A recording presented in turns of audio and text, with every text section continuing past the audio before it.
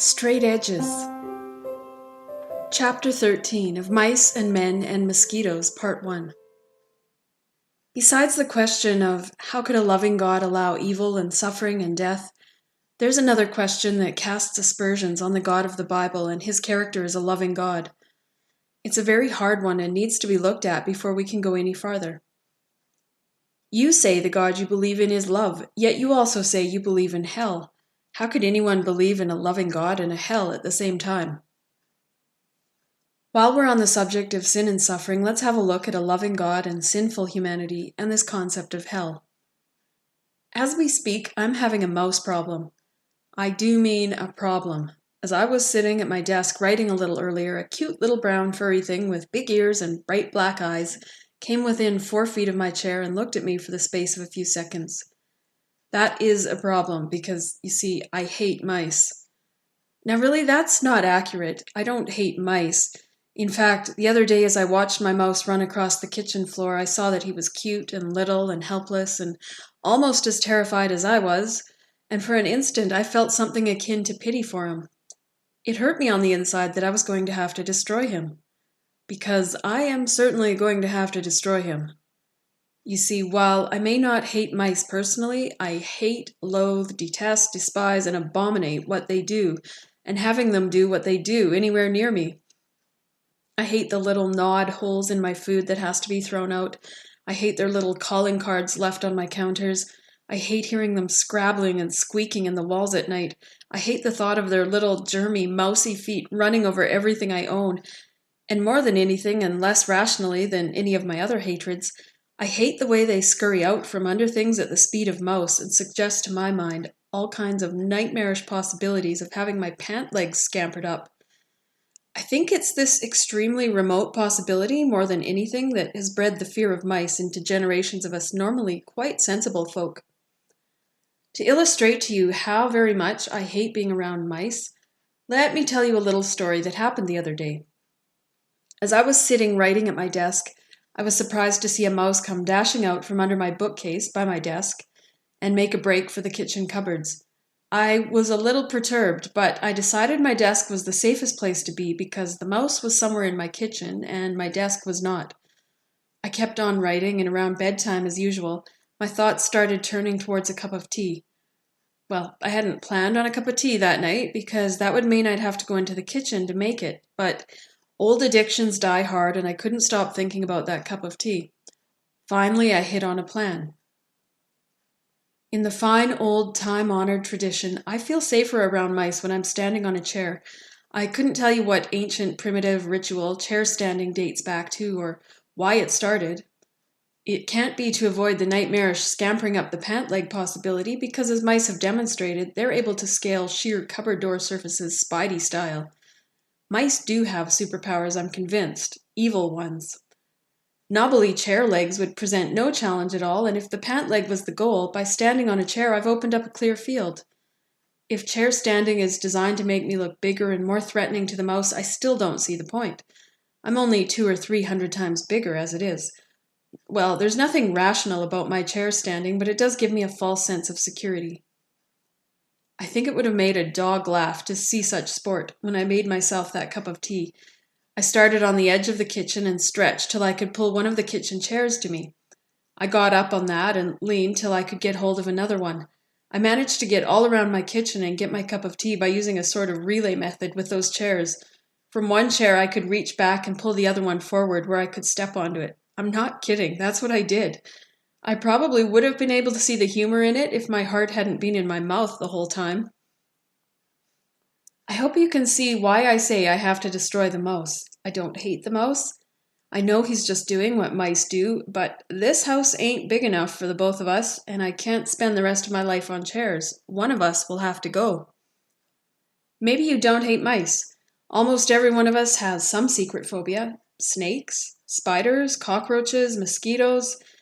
I also hate mosquitoes, only a little more rationally than I hate mice. Normally, I like to consider myself a non-aggressive, pacifistic, gentle, even merciful type of person. Unless we're talking about mosquitoes, then I'm a rabid killer. There may be those reading this who are of the belief that all life is sacred and no creature should ever be destroyed.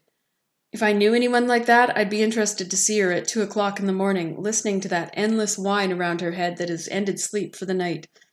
If she doesn't throw back the blankets, fling on the light, and arm herself for battle, she's more than human. There are limits to anyone's endurance, and mice and mosquitoes are my limits. What's all this have to do with God?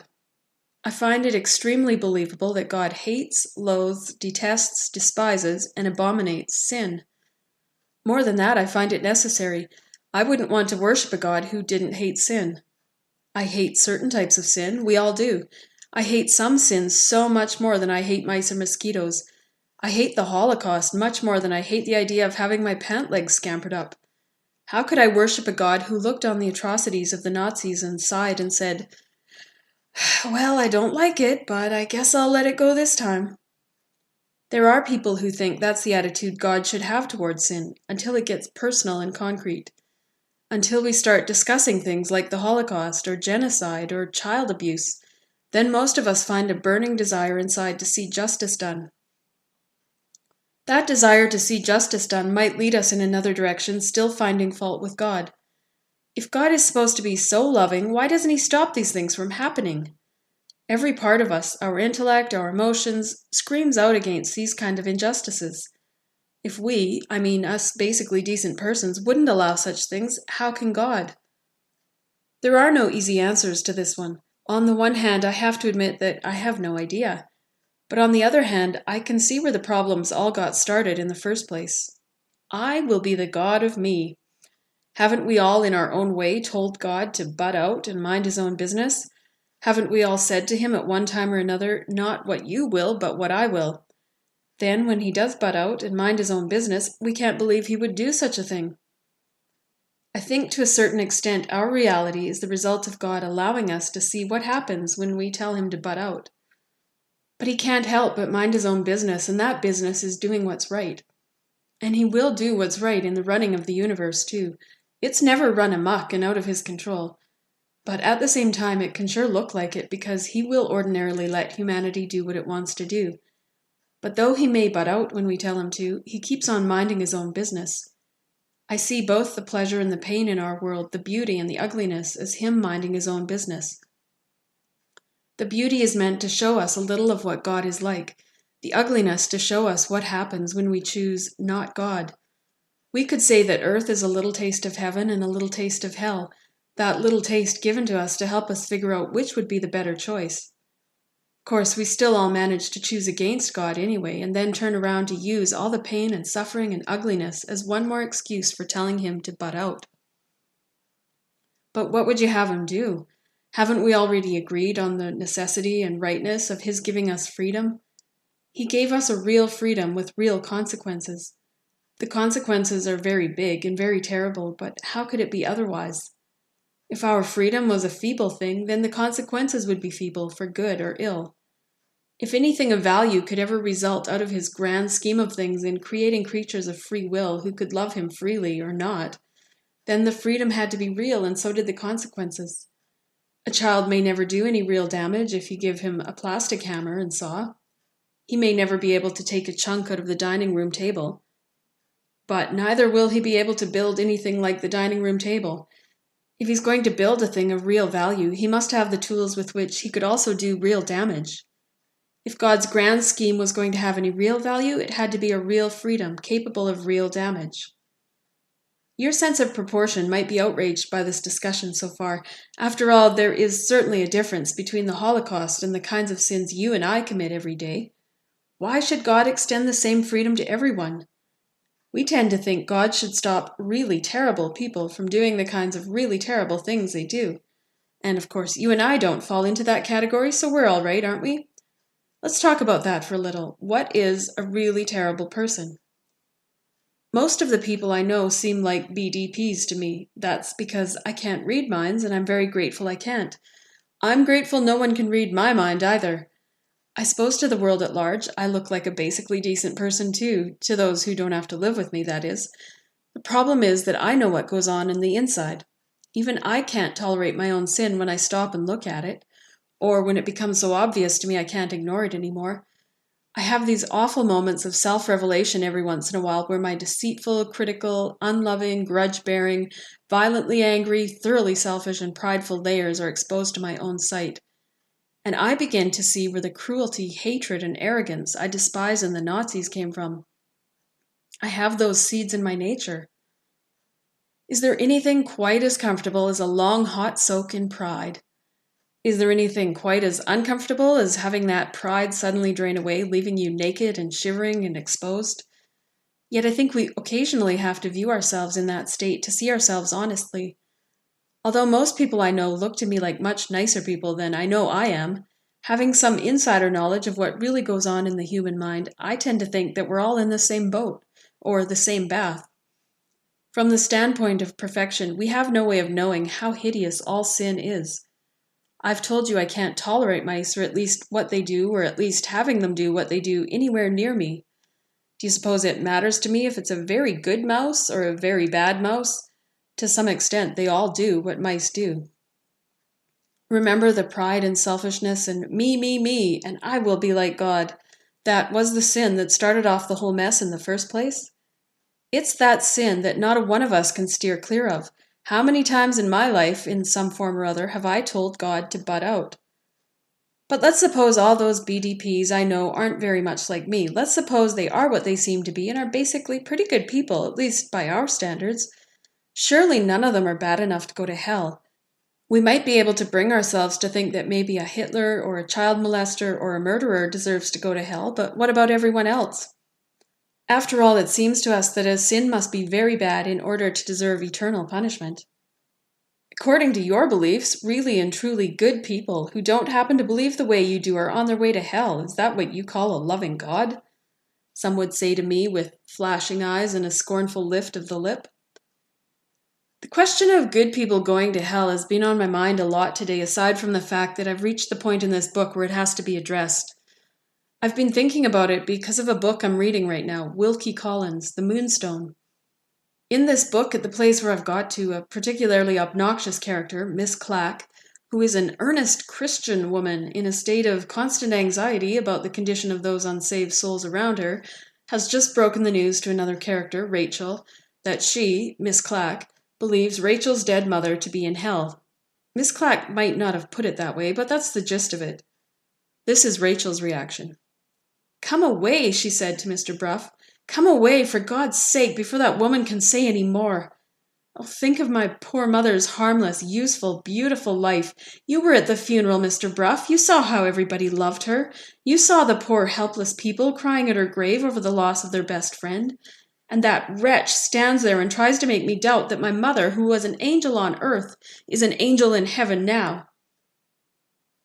When I read it, of course I saw the thing from Rachel's point of view. I believe my own eyes flashed and my own lip lifted scornfully. Of course one can't help seeing the thing from Rachel's point of view. It's the obvious point of view. Of course none of us would wish to side with Miss Clack, especially as Mr. Collins has drawn her in such a way that no one could wish to side with her, or even read any more about her than one has to. But there, truth is what we're supposed to be concerned with in this book, not wishes. Could Miss Clack have been right? If she was right, all Rachel's indignation is pointless, isn't it? All your indignation against me, for what I believe, would also be pointless. According to what I believe, whether Miss Clack was right would all hinge on what Rachel's mother believed about the issues we've been discussing in this book. Of course, Miss Clack wasn't right, for the simple reason that Rachel's mother existed only in ink and paper in the minds of her author and his readers, and wasn't capable of believing a solitary thing one way or the other. But what about real people who are in the same position as Rachel's mother? They're awfully nice people, they lead harmless, useless, beautiful lives, but just don't happen to believe the way I do. What do I have to say about them? For starters, I wouldn't say that I can pass judgment on anyone.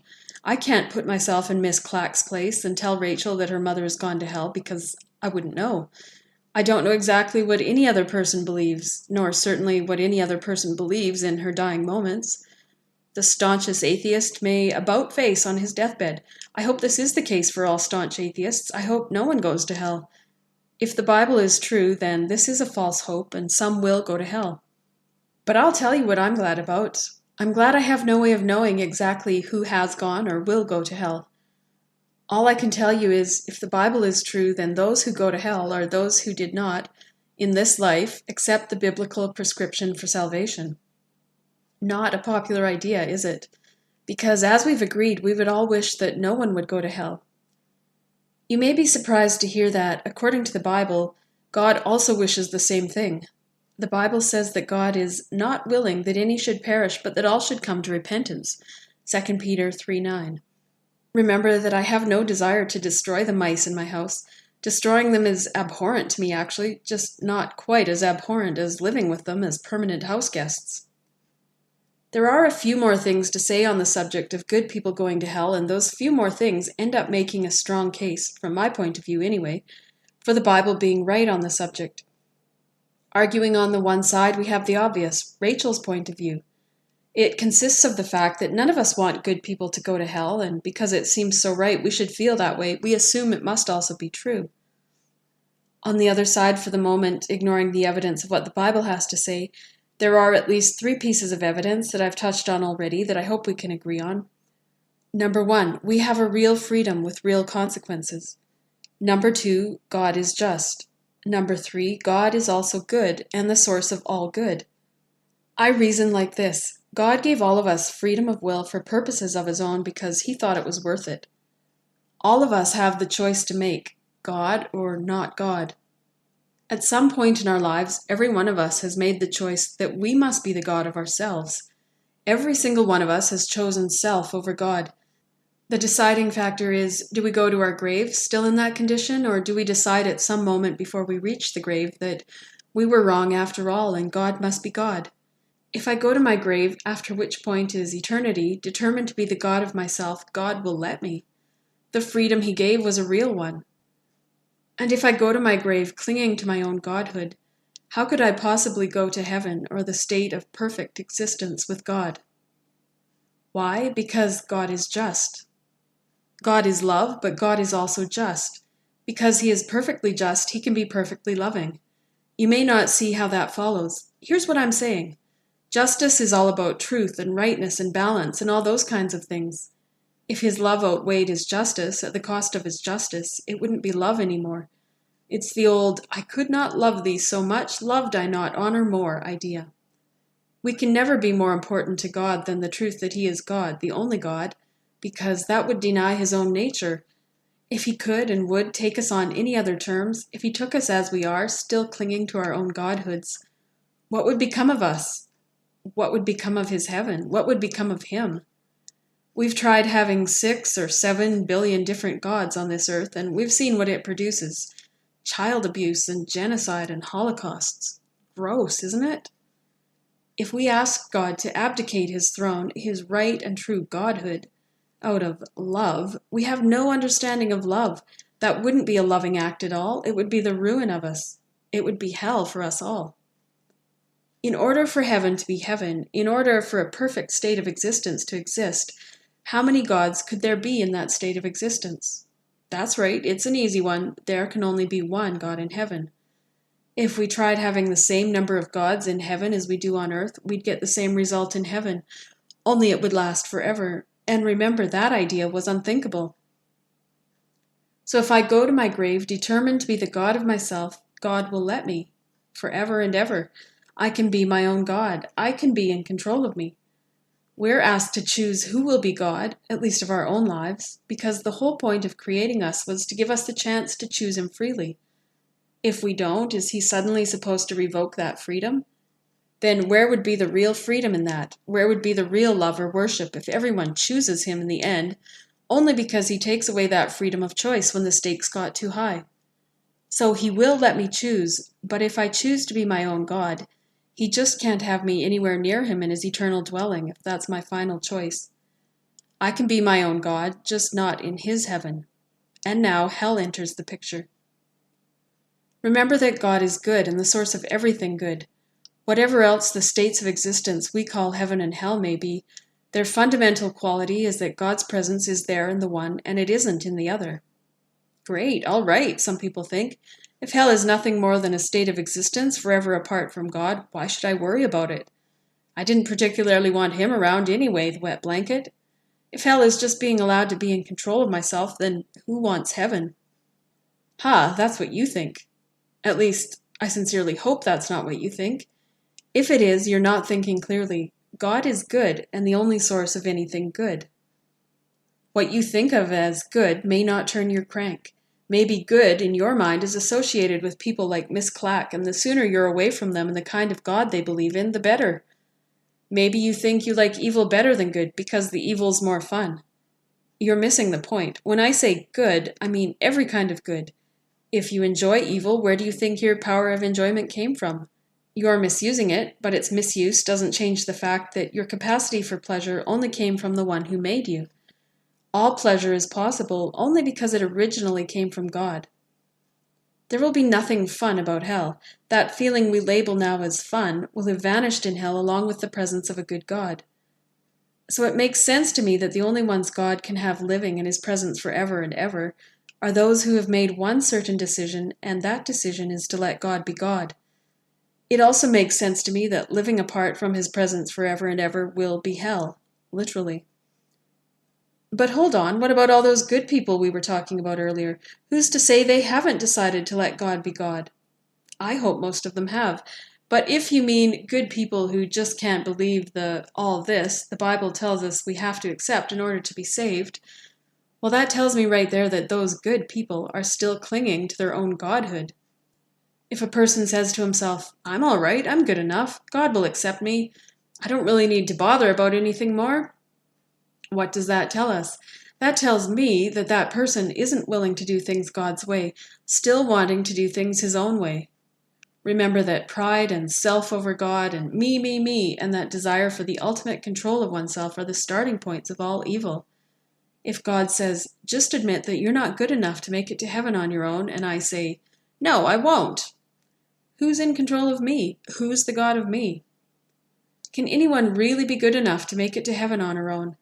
Rachel thought her mother was good enough. She described her as an angel on earth. Really? Did she really mean that her mother had already attained a state of perfection?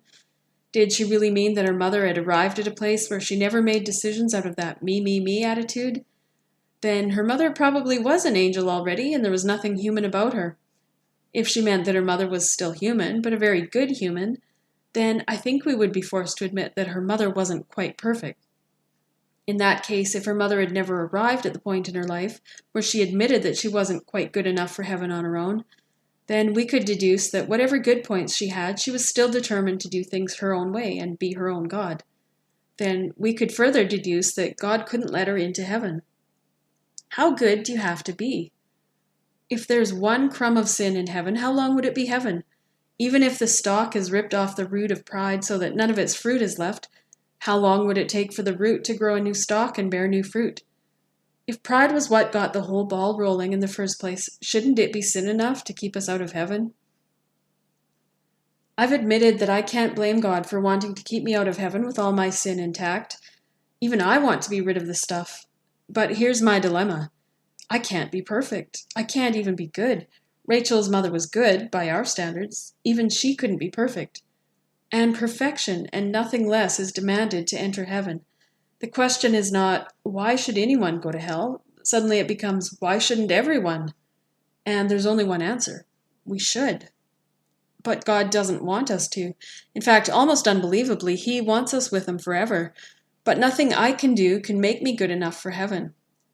So God came up with a way of making me good enough. He can make me perfect. But first I have to let go of that grip on godhood of myself. I have to let him do it his way. But why? If God could make us perfect, why not just do it? Why all the insistence that we believe a certain way and all the rest? Because it seems to me that if God said, well, you blew it, you're determined to be your own God, but I'm going to overturn that decision. I'm going to go ahead and make you perfect even though it's not really me that you want. Then where's the freedom of love or obedience or worship in that? And if no freedom, maybe no perfection is possible, at least not the kind of perfection that God's interested in.